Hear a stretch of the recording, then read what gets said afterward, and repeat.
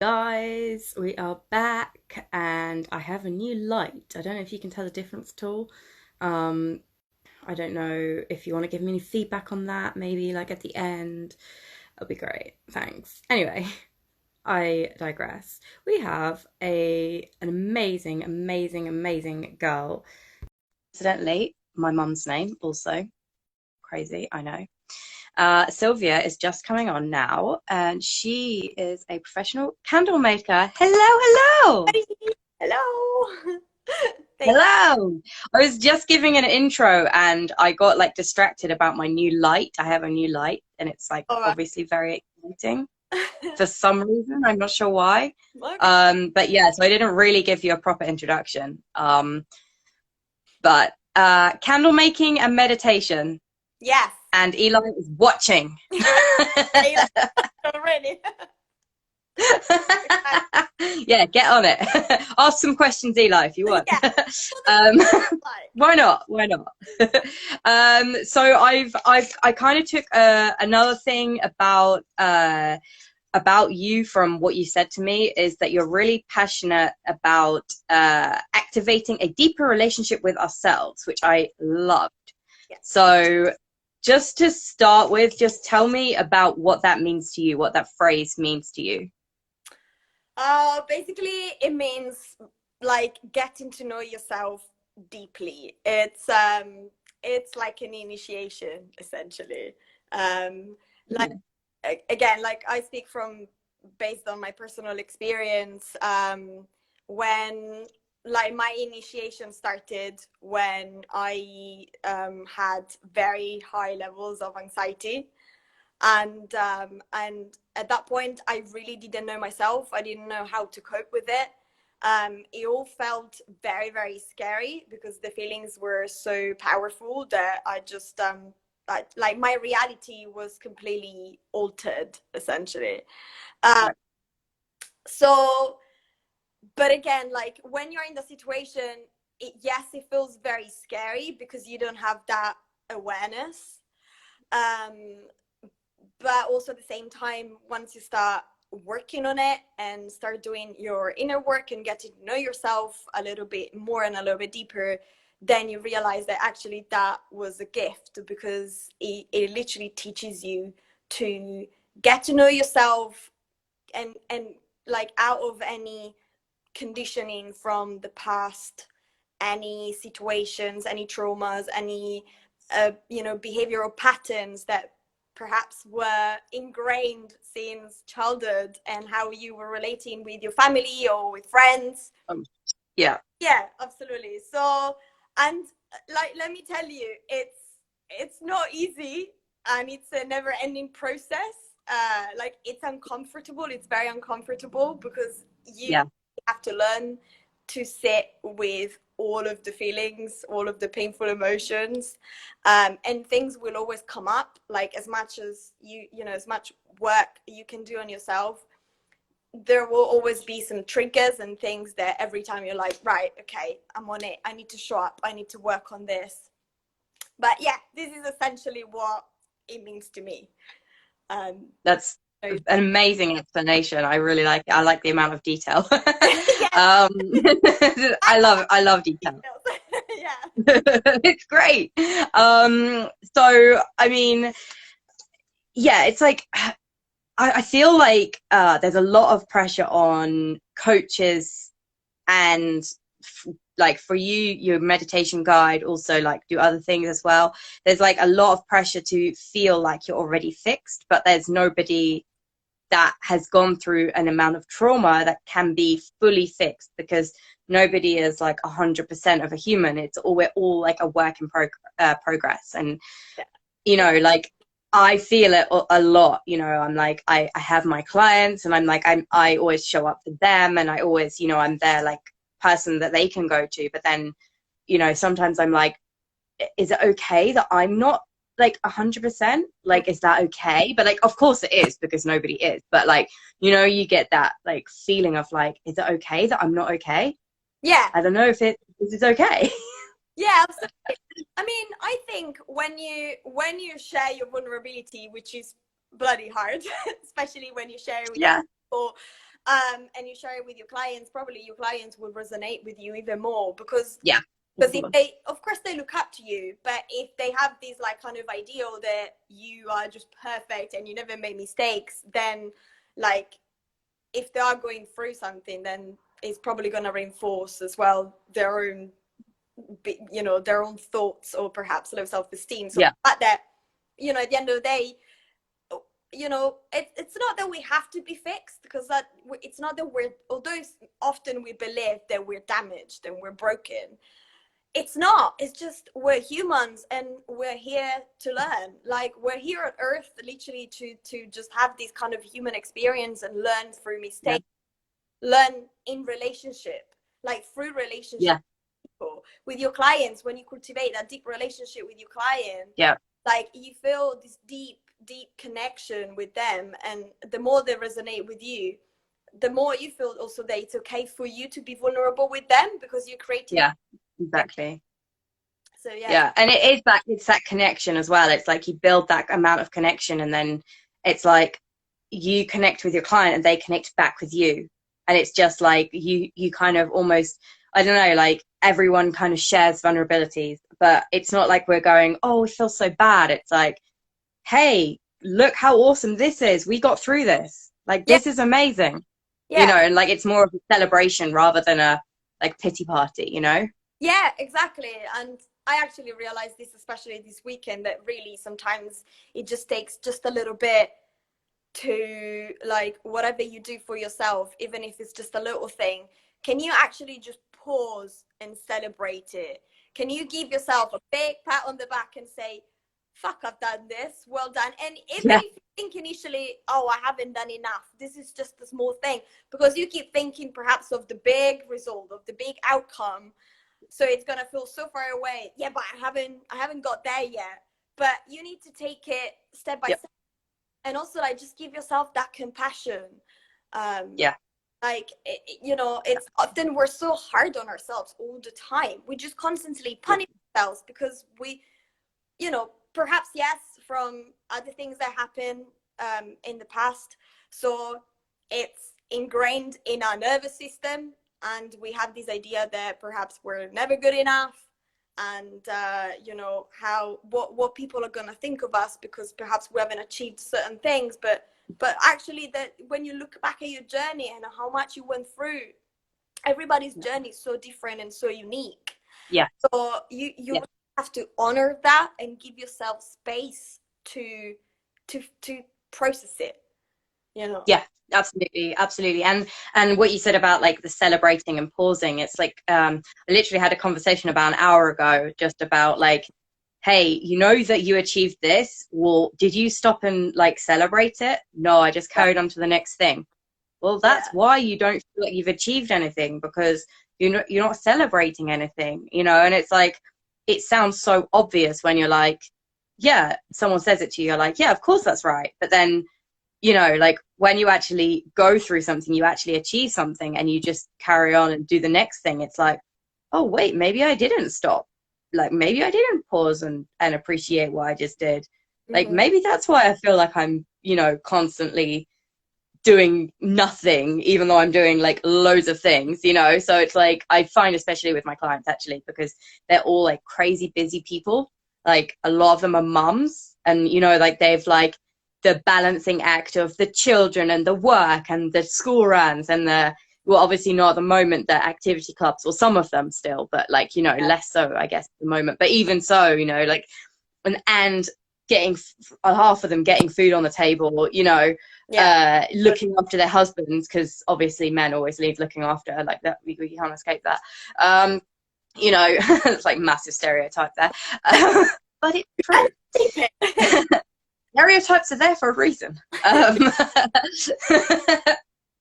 But you know, like it is that whole thing of like women feeling very responsible and very like they're holding their kind of their family above water sometimes. And I, you know, I have this conversation like, what about you? What about you celebrating all the things you've done? Oh no, but my kid did this, my husband did this, my, you Yeah. know, I'm like, yeah, but what about you? Like, you've also achieved like some really amazing stuff, and you don't even pause for 1 second to enjoy the fact that you've achieved this stuff, you know? Like, there's nothing, there's no like there's no love there for yourself, and that's a big problem. That's a big problem, and actually that's what we're going to talk about today.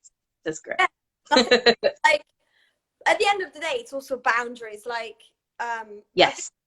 perhaps like some of us have these tendency of worrying so much for other people, and that's okay. It's okay. Like, don't get me wrong. It's a very Yeah. genuine feeling. I do that all the fucking times. Like, I always worry about other people, and then I'm like, yeah, forget about me. I'm fine. I need Yeah. to save everybody. That's Yeah, how. I can just roll with it. It's like totally cool, like no problem. Yeah, I'm exactly the Yeah, same. exactly.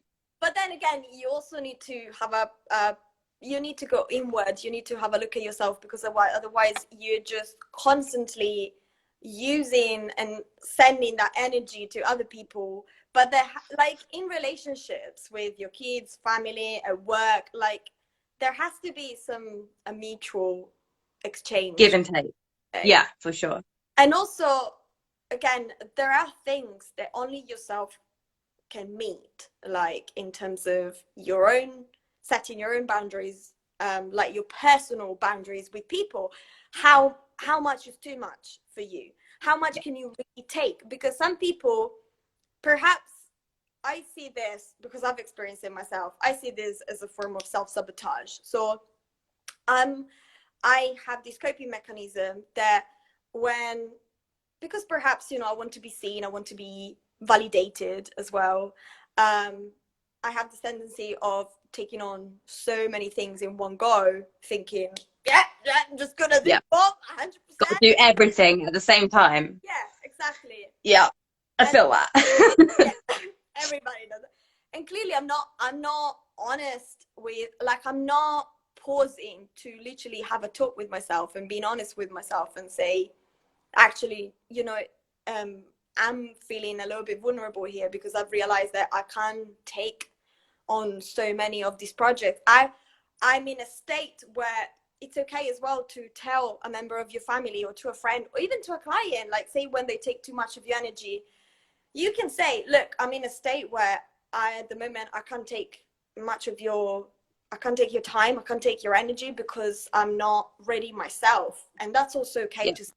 So I think it's so important to address this, and the only person who can do this is yourself. And how you can Yeah. do it, by raising that self-awareness, so knowing what your triggers are, what your boundaries are, and how you relate to people, having a strong support system, and learning tools and techniques that you can use to cultivate this relationship with yourself. The more you know yourself, the more healing in general is going to happen as well, in relationships, in relating with people, in your family, with your kids. It's so it can really branch to so many aspects of your life. I think I'm ready to forgive her for stealing from my place. She understands boundaries. I saw it and I was laughing and I was like, no, I'm trying to listen to what you're saying, but it made me Hey, laugh. I'm serious here, okay? So, Yeah, I mean, like stealing a chip from someone's plate is, I mean, I'm just being, that's a big deal. That's a big deal. yeah, Like that should be taken very seriously. yes. But Um, yeah, as long as you can defend yourself, I think you can just do it. It's all yeah, good. exactly. That's the most important thing. And talking about defending myself, I've actually learned a little bit of a few Brazilian Jiu-Jitsu moves. Ooh, really? Yeah, I am impressed. don't ask me the names. Very I impressed. remember them, but I learned, and I'm definitely keen on learning more about self-defense, because I think Good. that is also a way to kind of love myself a little bit more, in the sense that, like, I'm gonna feel a little bit more empowered if I know Yes. how to defend myself, not because like Yeah. necessarily something really drastic and bad has to happen, but it just reinforces that feeling of empowerment, and knowing that, yeah, I can look after myself in that way. Yeah, and I was gonna say as well, like with what you're saying just now, just saying no is like super empowering. I found like you know, just saying. And it's not even like I have to give like 1,000 reasons why, because, you know, I used to, every time I said no, I would justify everything, and it's like, I don't actually need to justify this. Like, they don't need to know the reason. This isn't like, you know, I don't have to write an essay just because I've said no to something. I just have to say no. Like, sorry, it's not even sorry. No, I'm not sorry. Like, it's that whole, like, it being, I swear, being English, like, the first thing you say is sorry. Like, it's like, It's a thing. yeah, It's an English. everyone, I swear, it's like, oh, if someone walks into me and I say sorry, and I'm like, why did that just happen? Yeah. Like, why? No.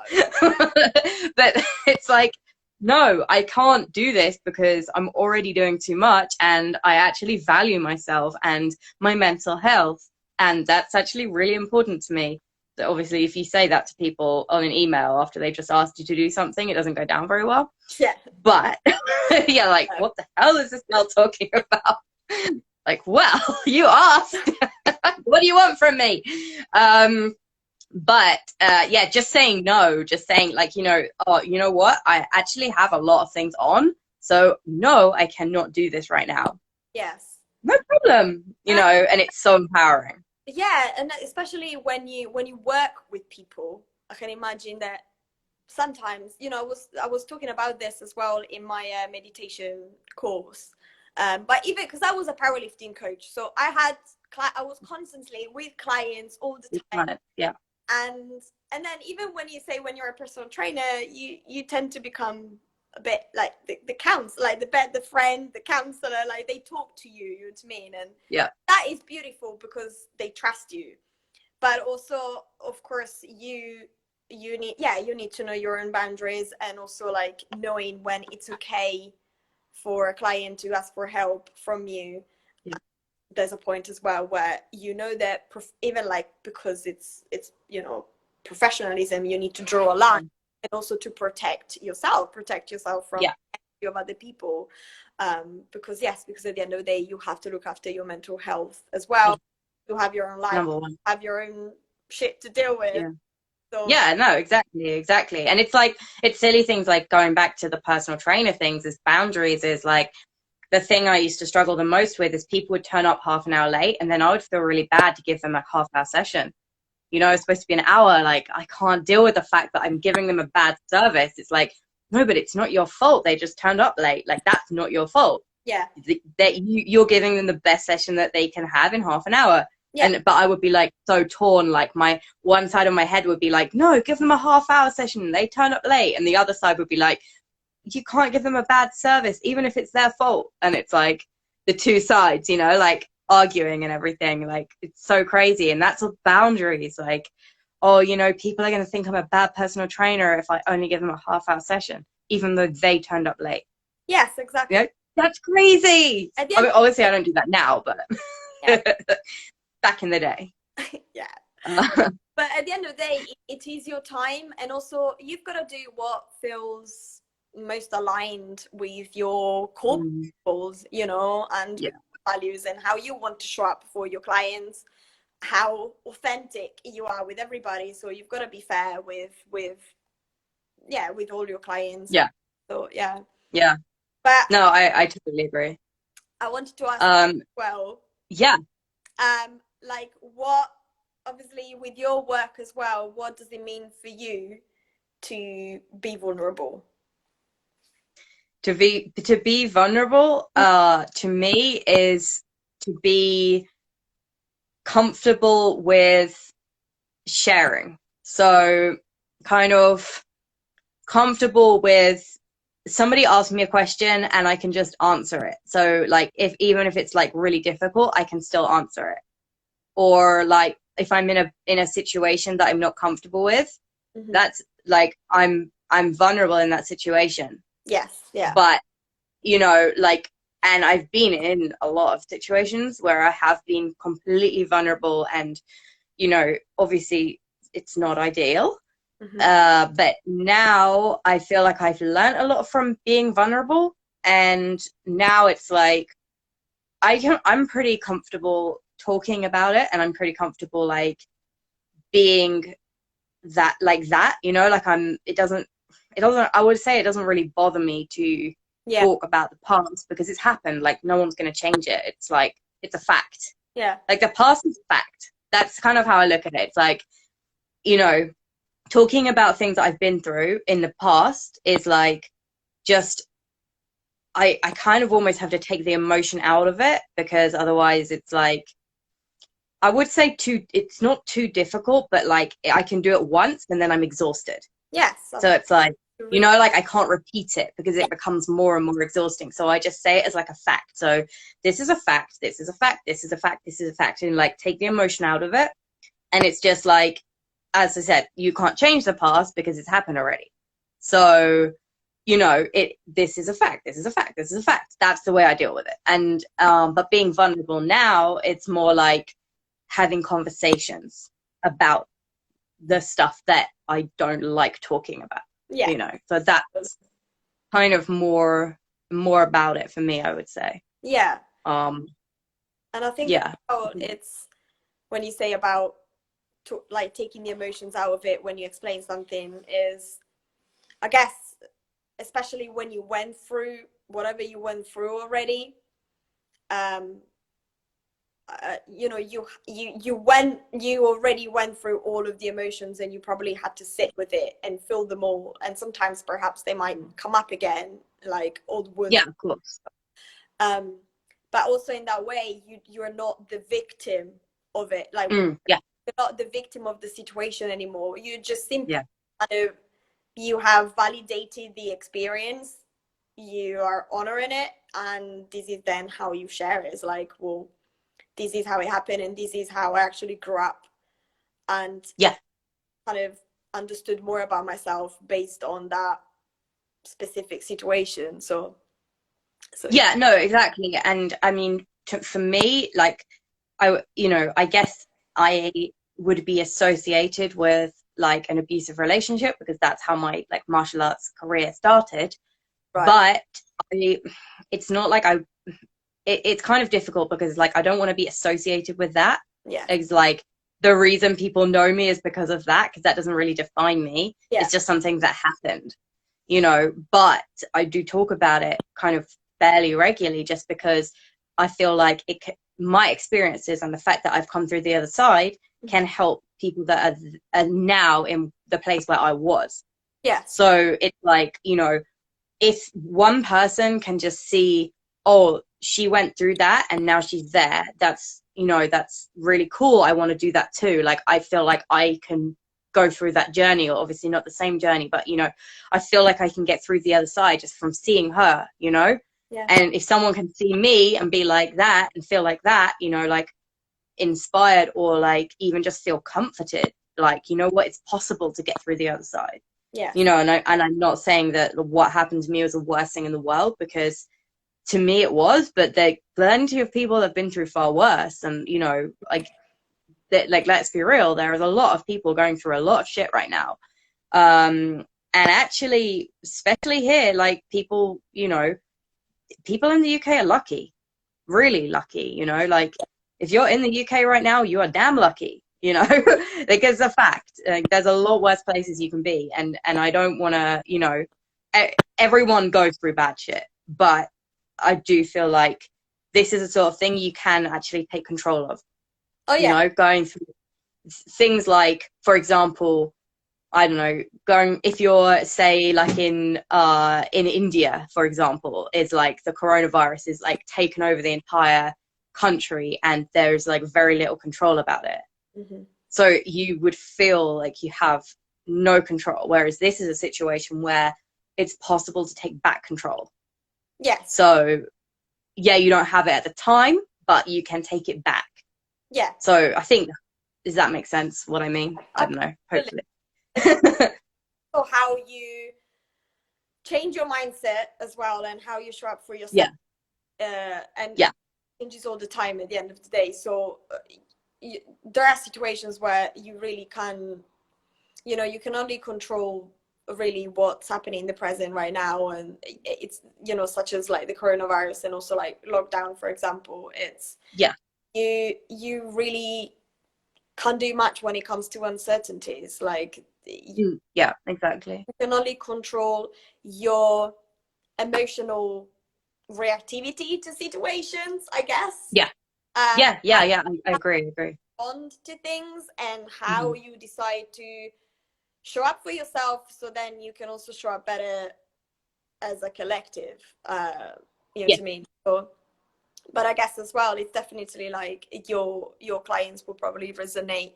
I know that you say like you started because of the abusive relationship initially, but I guess by sharing the story as well, probably some people went through similar situations. Yeah. Exactly. And knowing exactly as well like what steps and like all the struggles that you had to go through, so how much your mindset has changed, and Yeah. all of the uncomfortable situations that you had to go through all the time will probably inspire and definitely wake up like a lot of more people, because at the end of the day it's also Yeah. other people Yeah. awakening from their own kind of And most the crap. yeah. Yeah, Yeah, no, exactly. And I was going to say the other thing is people kind of see the experience and go, I don't want to go through that. And it's like, I want to learn something before I ever go through that. Because like someone once said to me, it was about a couple of years ago, I was like starting up this whole self-defense thing, and I was like, toying around with like how to do it and how it would work, and could I go and teach people in offices, or like like how would I do it, and or whatever, like I was going through. And this guy, he was like, you know like the biggest thing about self-defense is that you don't need it until you don't realize you need it until it's too late. yeah, So like by that point it's already scarred you for life. And it's like, yes, that's exactly it. Like like if someone said to me, for example, before all of that stuff happened, like, oh, hey, do you want to learn some self-defense? I'd be like, no, not really. yeah, Why would I need that? Like, what the hell? Like, I yeah, don't need that, like, I'll be fine. I'll just, I'll be fine, whatever, like, I just pretend that I know what I'm doing. And now I'm like, oh my God, I can't believe people have that attitude, even though that used to be my attitude. It's like, like, oh my God, like, why don't people understand how badly they need to be able to know how to defend themselves? And it's like, oh, wait, hang on. It's only because I actually needed to know that. yeah. Oh, right. Okay, cool. So It's like how did super the crazy. friends kind of make you change your mindset, or how did that help you to perceive and see yourself differently? Like whether it helped you with your confidence, with your self-esteem, how you talk to yourself, and how probably also to learn how to love yourself better in that way. Um, for me, it was like a really kind of weird, gradual thing. So like I was so against it. Like I didn't want to do it at all. And my friend was like, you should do it. You should do it. And I'm like, no. I Yeah, was like, I'm not I don't want to be close to people. I don't like people. I don't yeah, want to be near them. I don't want them to touch me. This is horrible. Why are you making me do this? Like, this is not okay. That was literally my attitude on the first time I tried it. And then I tried it and I was like, oh, you know what? It wasn't actually that bad. yeah, Like, oh, it's actually okay.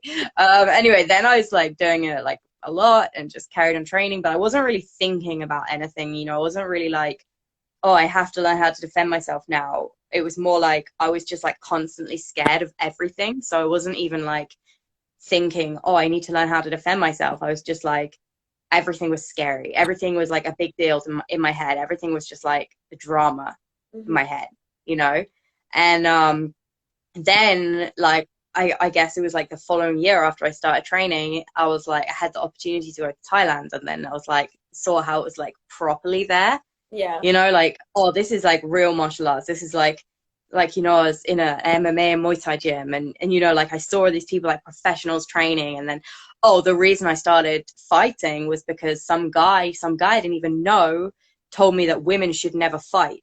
And I was like, what? fun. What? Why? What is I was so angry. Oh my God, it like fueled something in me. Like I was misogyny? livid. Yeah, I was like, right, that's it. I'm fighting. Get me a fight. Get me a fight. I don't care. Get me a fight. yeah, And obviously then I started fighting. But like, but actually I don't really feel like I progress my mindset for a few years after that. Like I was so focused on then like fighting and training, and everything was like really tunnel vision, you know? Yes. Um, so I was not really thinking about mindset at all till probably like 3 or 4 years ago, maybe like 4 years ago, I like started to think about my mindset, and then it was like, oh, this makes so much difference. Oh my God, you know, and it's like the realization of the difference it makes. It's like, oh, this is like a whole new life. Oh, Like I guess it sounds so stupid, but it really reflects, like, affects so many aspects of your life when you really work on your mindset. Because I see it as well, like when I was powerlifting and I was doing competitions, I guess I wasn't really working on my mindset either. And like sometimes I think, yeah, if I only like I could just, go back in time and talk to that Sil who was like, probably because I had so many like suppressed things about myself, so many suppressed emotions. And because as well, it was at the time where I didn't really know myself, and I felt like my ego was constantly taking over. So I was always angry, always coming from a place of anger, and I had to prove to everybody something. yeah, I had to same, same, prove myself, same. I had to prove it to everybody, but I wasn't coming from a place of self-acceptance or self-love, and I wasn't really forgiving myself for anything. And I was constantly suppressing parts of myself that I thought that were not lovable, ugly, unacceptable. And but if only I could go back in time and work on that mindset. Of course, like now, like it's a shift, right? Hindsight is wonderful, right? But even like say just to simply start meditating before a competition, or I can imagine as well for fighters, it can Yeah, really put makes a you, big difference. yeah, because it really kind of changes like part of your brain and how you perceive yourself, and perhaps it helps you as well to just stay a little bit more calm and kind of recreate that energy within yourself where, yeah, like again, we're talking about the emotional reactivity, right? Like your impulse are differently, you come in from a place of calmness and you're a bit more like your mind is clear, rather than just being fully overwhelmed and like, right, I've got this, I'm just so angry, I'm just gonna do it, you know what I mean? So I think that for athletes is also so important. Yeah, um definitely, definitely. No, I was just when you said that, I just remembered the first time I ever meditated before a fight, oh yeah. and it was 2016. And bear in mind, I started fighting in like 2012, or yeah, I think 2012 was my first fight, Yes. and it took me till 2016 to actually realize that there was some connection there. Yeah. Like, and so now obviously like we know everything, like, oh, like that is a really obvious connection now, obviously, but then it was like nuts, like not the same. Like of course it's the same. You know, it just sounds so crazy when like now I think like, oh my God, I was so like shocked by the whole meditating before a fight. Like, oh my God, I can't believe it makes so much difference.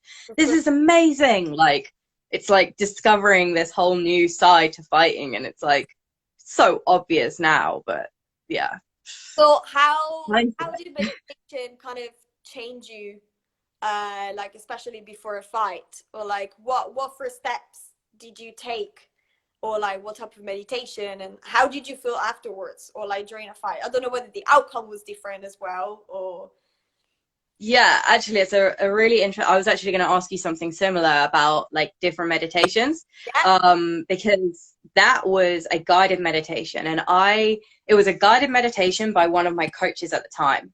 yes, I was in Vegas. I was on The Ultimate Fighter, and Robert Drysdale, who people that are listening may have heard of.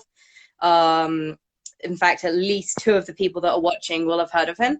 So he gave me a guided meditation, and it was like 15 minutes long. yes, And basically we're in there's like the locker room for the team, yeah, and there was loads of people around. There was like everyone was sitting on sofas and everyone's making loads of noise, and we're training, and you know, like it's you know, bustly, hustly, bustly, whatever. Yeah. And he's like, he get everyone to just stop talking and go and sit down. And he lies me in the middle of the room with like towels wrapped around me.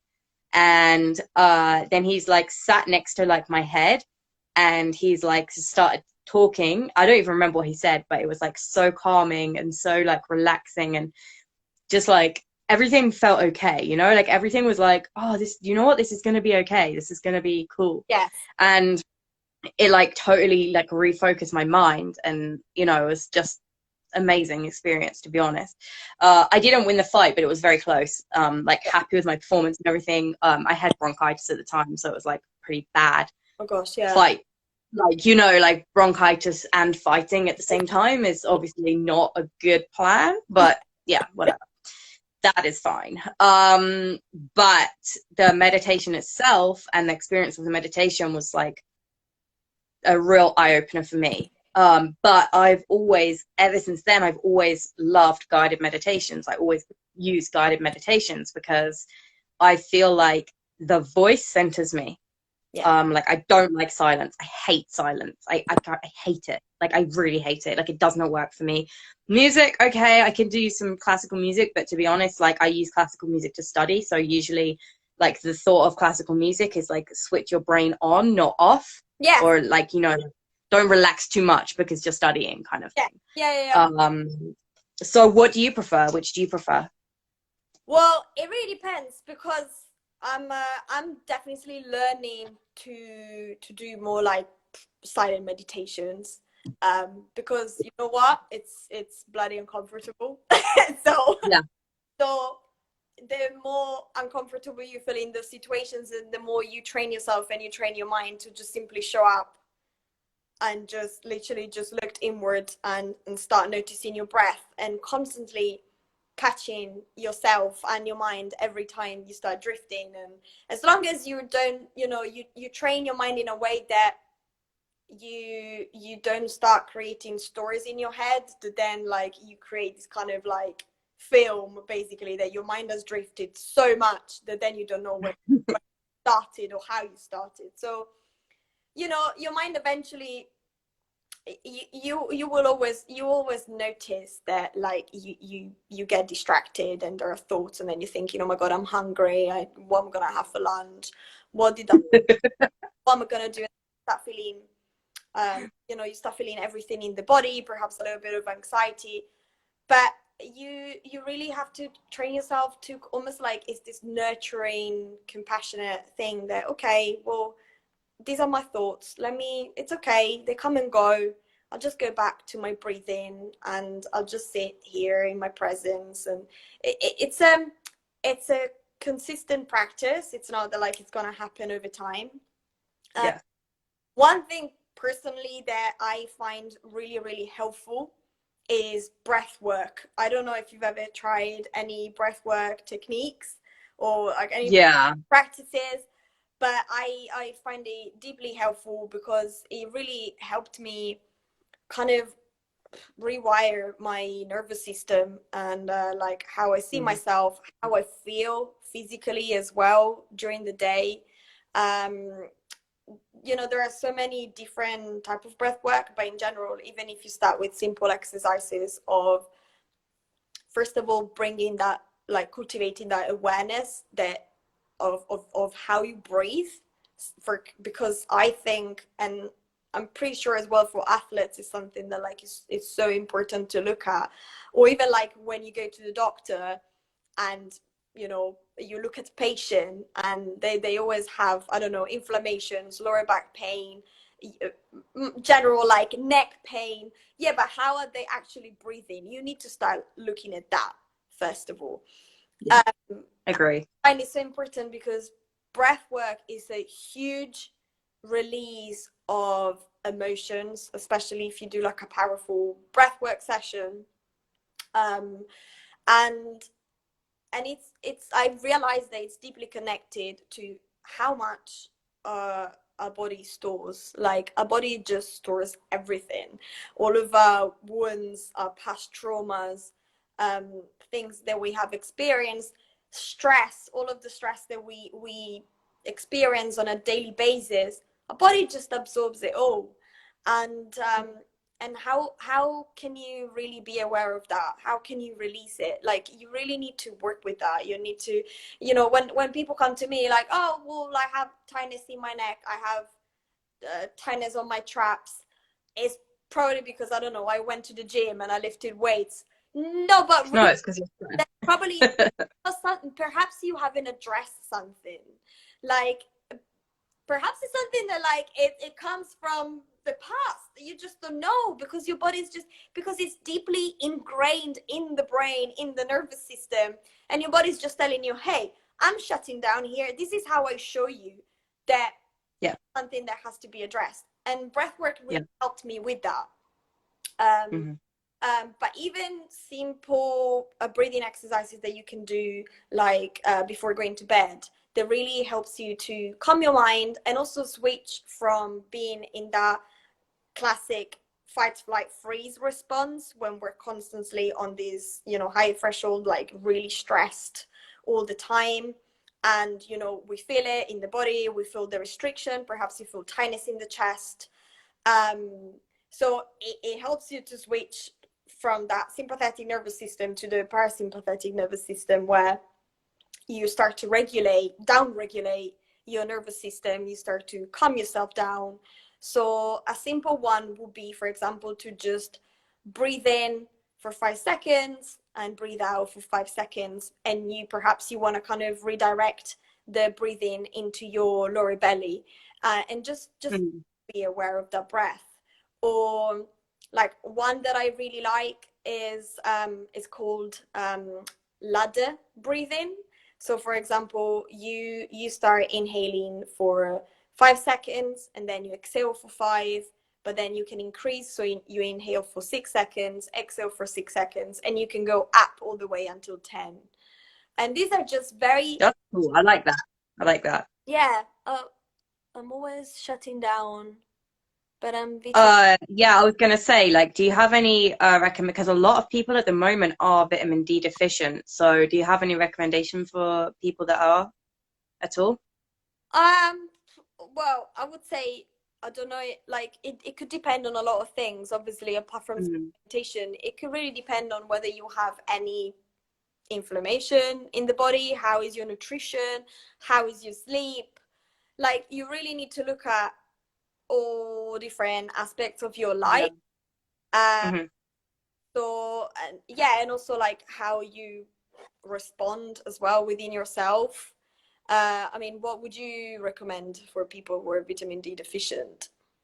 I Well, okay, so firstly, vitamin D deficiency doesn't, it's not just going to go away. Like, Mhm. it's not just going to, you know, you can't just take a supplement and it will just go away. Like, it No, takes time. yeah, Um, Obviously, well, the most obvious thing is to spend as much time as you can outside, because even if it's not actually sunny, like, even if you're not like, oh, the sun is shining, I can see it, like it is in the yeah, summer occasionally. um you know, you are still getting you're still exposing yourself to vitamin D. right, yeah, um so I think, to me, it's very, very important to just spend time outside. And I'm, a firm believer in, you know vitamin D, as well, as much as anything else, is so good for our body, so good for our mental health. And I've noticed a lot of people at the moment, especially with being inside more, because, for example, everyone up north is on the stage 3 lockdown. Well, pretty much everyone, not like, I don't want to generalize, but a lot, okay, the majority yeah, of people up north are on the stage 3 lockdown. So it's obviously like super hard for them to get outside. But, even if you're like standing outside of your door, and you put your chair there outside your door and go read a book for half an hour, okay, it's going to be cold, but you know what? It's going to be so good for you, so good for your mind. Like, go for a walk for half an hour if you can, if you're allowed. I know it's hard. Again, like, if you have a balcony, use it. And you're going into stage 2. Okay, cool. So that sucks, firstly, but it doesn't stop you from going outside, and you can go outside on your own. I believe in stage 2 you can still be outside with up to 6 people. So even if it's like you and a friend, or even if you're on your own, like it will feel quite empowering just going for a walk for half an hour on your own and just taking control of that, you know, like that will feel really good for you. Actually, there was a question, how does the ladder breathing help? So like in what way does it help us to progress ourselves? It helps in essentially calming and down regulating our nervous system, especially when we are in that situation where we feel stressed, or say if you're in bed and you're struggling to fall asleep, perhaps because you feel very anxious and you just simply can't shut down because you're very disconnected from your body. Because most of the time we're just up here, right? Like we live our life from here to here. And then what happens? We just forget about our body. How are you breathing throughout the day? Do you actually notice your breath? Because there are so many situations where perhaps you might not breathe, or you're just breathing through Yeah. your chest, but your breath is very shallow. And Yeah. muscles as well get so tight because you're just not breathing properly. So first of all, just bringing that awareness there, and also notice, especially in moments where you start to feel anxious or worried, or even like when you're in bed and you're struggling to fall asleep, what is your breath doing? And so when you are, bringing that awareness back to your breath, you start to down regulate yourself, you start to feel a little bit more connected as well within your body.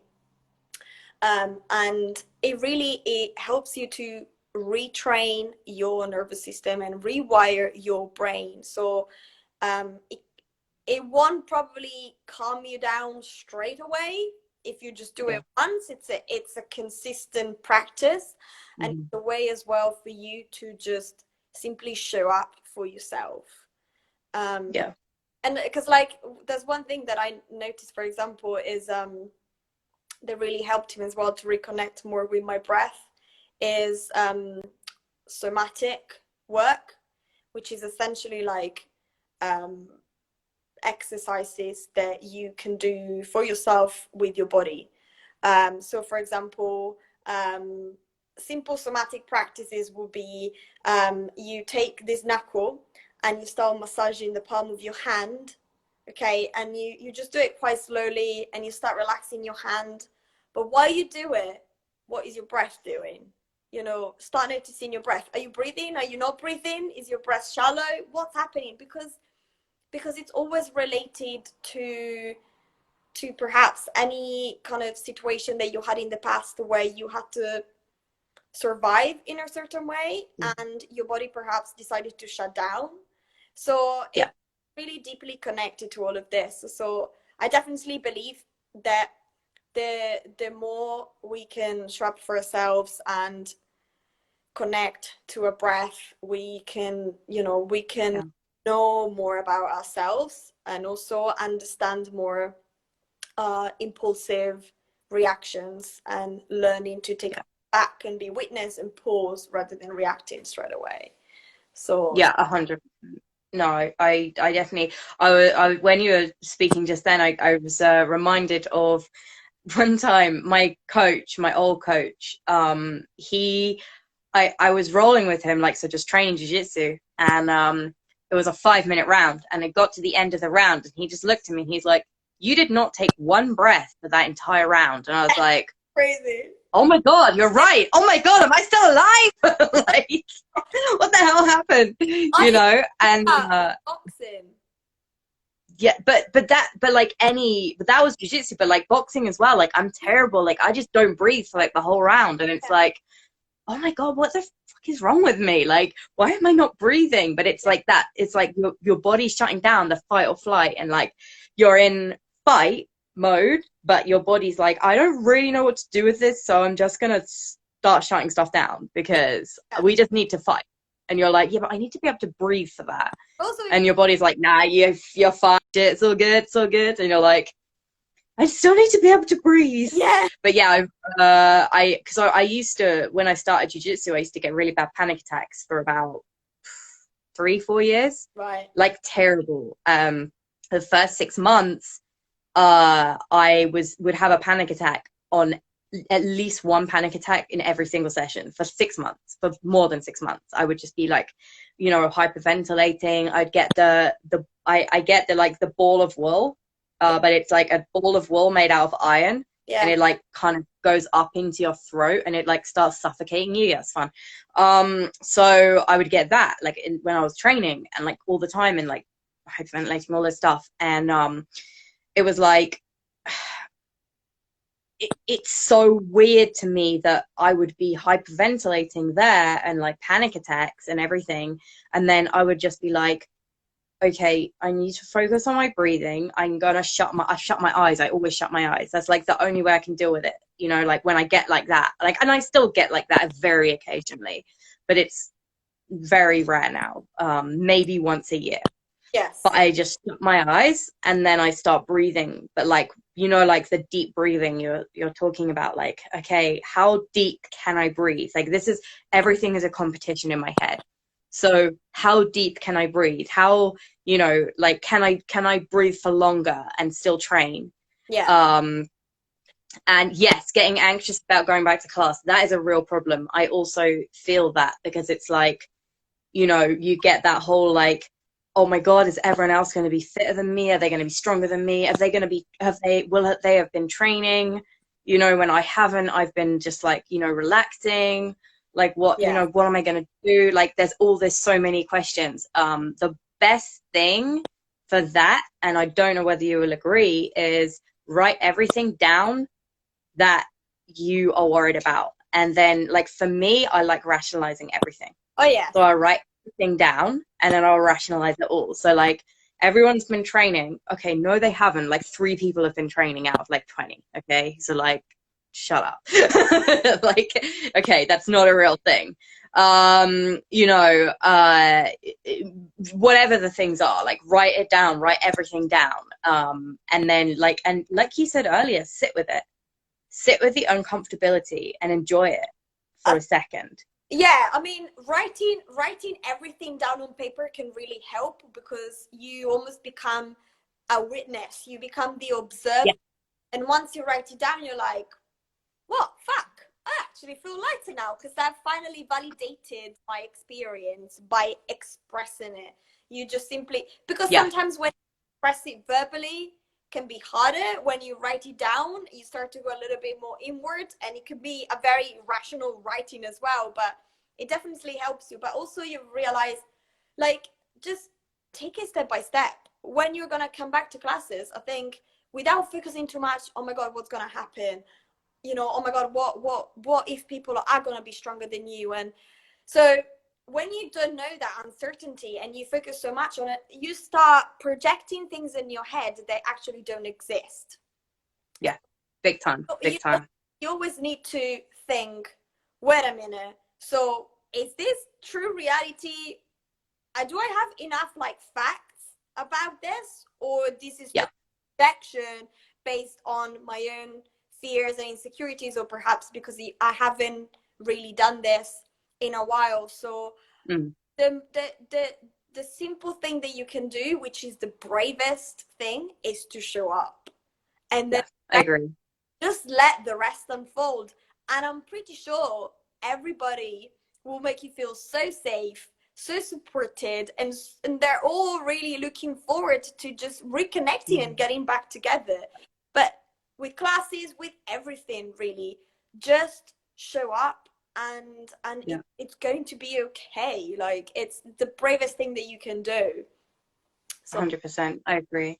And also, what was the question just now? recommend. Sorry. Would you recommend giving your written concerns to your instructor? I, okay, I have two thoughts on that. The first one is, how well do you know your instructor and how comfortable are you with them? Because I've had instructors in the past that if I'd given them a written list of things I was worried about, they would have literally laughed in my face and probably would have made me feel like 1,000 times worse. Mm, Okay, that is not what you need. But there is nothing to say that you can't share them with someone. So think about, like, okay, some people are really lucky and they have instructors that would genuinely like be really helpful. Yeah. Okay, like just being real about jiu-jitsu, there are very, very, very few jiu-jitsu instructors that have that opinion. Most of them will be, I'm going to generalize massively here, but there's a lot of jiu-jitsu instructors who are not very comfortable with feelings, talking about feelings, expressing their feelings, anything about feelings. Like, let's just be real. Like, it's an issue I've noticed a lot. It's interesting. Um, I didn't know that. it's definitely a problem. It's a problem I've had in the past.